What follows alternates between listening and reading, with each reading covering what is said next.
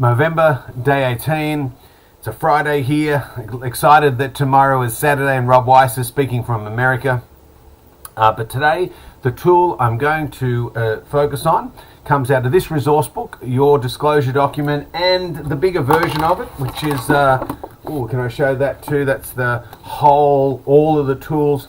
If you are a sex addict in recovery, you've been discovered regarding your sex addiction, and it's been suggested that you do a full disclosure, this is one of the premier books that you will get. And this tool is a tool that they use to sort of start the book and finish the book as explaining why deceit and betrayal really undermines the very foundation of a relationship. So, the pyramid of intimacy, I just took this picture straight out of the book, has a foundation with truth. Truth allows safety. Safety means we can trust. Trust means we can open up and be vulnerable. And that allows us to experience intimacy. Into me see, into you see, that we get to share each other. And it all rests on truth. So now I did this today. This will be a bit tricky, but I'll try and do it now because I read it out to the group. And I think I will do the same in this group. So I'll put the key points up, but I'll read it because I like their model. So in regards to intimacy, when we enter a relationship, our goal is intimacy. As humans, we have an innate need for connection and a desire to be known for who we are and to be seen for our authentic self, to attach in a healthy way. Sharing ourselves with authenticity and the true desire to be loved, true desire for our loved ones to share their deepest selves with us is intimacy, and it is the greatest achievement in our relationships. Intimacy involves many components, including choice, companionship, depth, shared vision, dreams of a shared future, love, hope, faith, and mutual authenticity.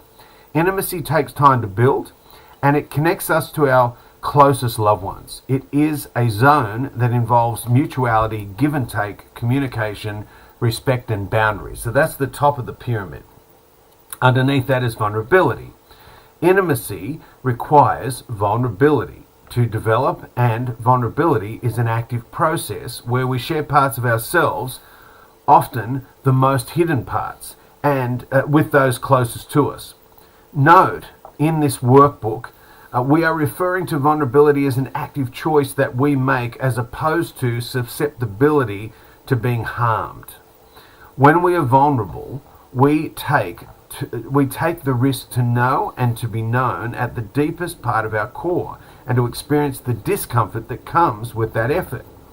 Without vulnerability, without sharing our hopes, dreams, fears, regrets, pains, and joys with another, we can't let ourselves be known by another or have the capacity to truly know another. So intimacy is sort of resting on vulnerability. Vulnerability takes trust. When we choose vulnerability, we build trust, and trust then invites further vulnerability to surface. We need to trust the person we're being vulnerable with. Can I share my full self without this information being exploited or without it being rejected or abandoned? Mutual trust allows vulnerability to thrive. Trust, though, and vulnerability develop only when we feel safe. So to allow trust and vulnerability to develop, we must feel safe, physically and emotionally. Safety is the fertile soil that allows trust to flourish. And when safety, trust, and vulnerability continue to build on each other, intimacy can deepen in a relationship. But we can't feel trust without truth. We must have truth. Ultimately, to provide a context for safety to develop, we must have truth. Most of us enter into relationships with the expectation of truth. We assume that our loved ones are who they say they are, and they are presenting us with the true and accurate information. When we see things that are contradictory to the truth that we know, we give our loved ones the benefit of the doubt because we choose to have trust in them. We don't assume that they are hiding themselves or their behaviours from us when we have truth and honesty in a relationship.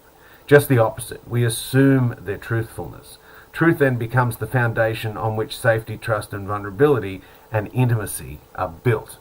And so what happens with this is when there's a betrayal, when there's a sex addiction, a secret life, And at the beginning of this video, I will talk about it, is the work of Dr. Marman Walla, and talking about the way that the integrity sort of reality fracture happens for partners when they realize that that whole pyramid for them crumbles right down to the ground, where with no truth there can't be safety, no safety there can't be trust, no trust there can't be vulnerability, no vulnerability no love, right? So they just sort of pull this down, that the foundation of truth crumbles, safety erodes, trust dies, vulnerability locks behind walls, and intimacy withers. And so this is the difficulty. And so by understanding this model, especially for addicts in recovery, they've got to understand the damage that we've created. So addicts, though, they find it difficult because they can experience vulnerability and intimacy. They mightn't be good at it, but they can fundamentally experience it because they know the truth. They know what happened. They know what happened back then. They know what's happening now. But partners easily get triggered away from the ability to be vulnerable and have intimacy because they regress due to not knowing the truth, or being triggered back to a time of discovery and disclosure when they found out that the world they thought they had, the relationship they thought they had, was gone. So that creates this limbic ping pong that can happen. Now on here's a couple of things I mentioned. I'll just blow it up for a sec. That some of the videos I've done on these subjects, I've done a video on the safer check-in. So we need to create safety by having these really tangible ways of connecting. AVR formulas, I'll do a video on that, but I've done them in 2020, 2021. I've done videos on what addict recovery and accountability looks like, and on the full disclosure. So if you look back through YouTube, you'll see those different videos covering those subjects, right? So we've got to create that. But what the difficulty is, and I think that this is what I was just proposing with the therapist, is it's really hard that an addict is capable of that vulnerability and intimacy because they know the truth, but they've got to be able to help and work with, by those safer check-ins and AVRs, with their partner to help them feel safe. Now, the AVR video, I won't go over the principles of it here, but men commonly think they're much better at it than they actually are. And it's easy as time goes on in recovery to start to get a little frustrated when our partners are still in that red zone. Like it would be frustrated to be with going to see a parent who's got dementia who can't remember your name and having to reorientate them. No, Mum, I'm John, not Peter, and how are you? And I think with partners, not to be disrespectful in any way, they go to a limbic system, the middle part of their brain, and they are unsafe, and they're living somatically in a stressed period of another time. And that's why addicts have to learn to stay on the coaster, as Jake Porter says, stay present, even though there's a lot of heat coming our way, and send off the message that we are safe and that we are reassuring them that we'll do anything we can right now to help them feel safer.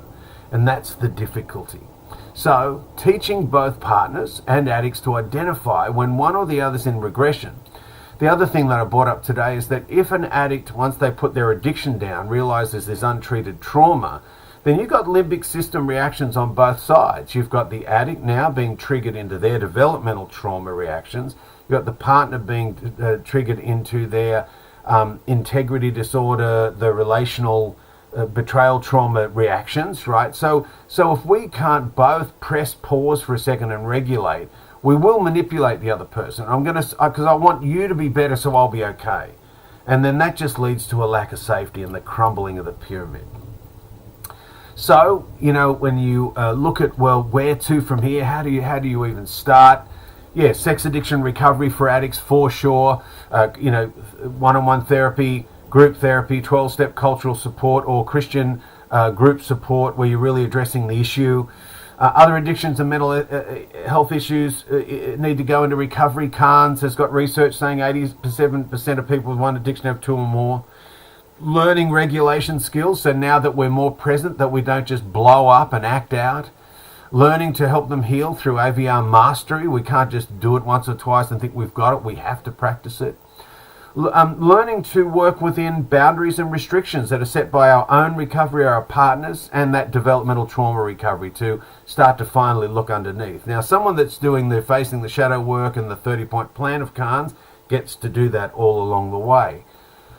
Partners, difficult pill to swallow. They didn't ask for this, they don't deserve this, but now they've got to deal with this betrayal trauma. I've seen partners so angry they've got to pay money for therapy and group support and full disclosures, and I've seen people in their impact statements really share that with their partner, that how much this has cost us, this addiction.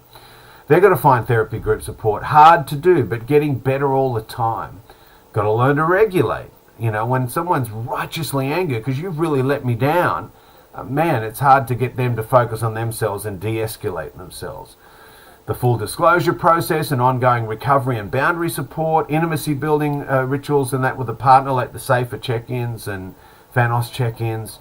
Post-traumatic growth, doing ongoing post-disclosure work can help this couple go from recovery to repair to renew. So that's a little bit about that pyramid, the recovery, the intimacy pyramid. I'll just put this slide up at the end there that for couples, that if this is jogging you to think about, well, where's our post-traumatic stress going to move to post-traumatic growth? Great book by Carol Jurgensen-Sheets, where she pulls all the tools from Help Her Heal into a more of a couple-focused book called Help Them Heal. And with that, we are pretty well going to be calling that one a wrap.